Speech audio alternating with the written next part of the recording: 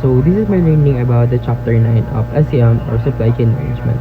These are several ways to assess companies' supply chain quality. Each supply chain performance metric provides a distinct viewpoint on a particular supply chain component.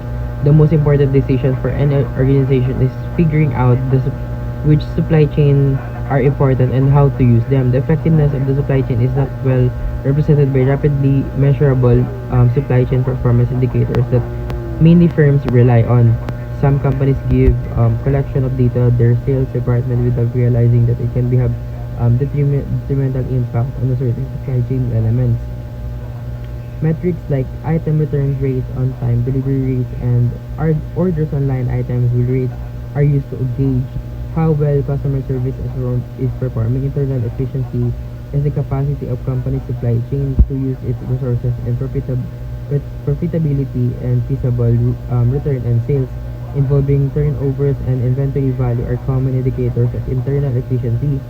The ability of a business or supply chain to respond to anticipated consumers' requests for much larger quantities of goods or specific items not included in the standard product package is known demand flexibility.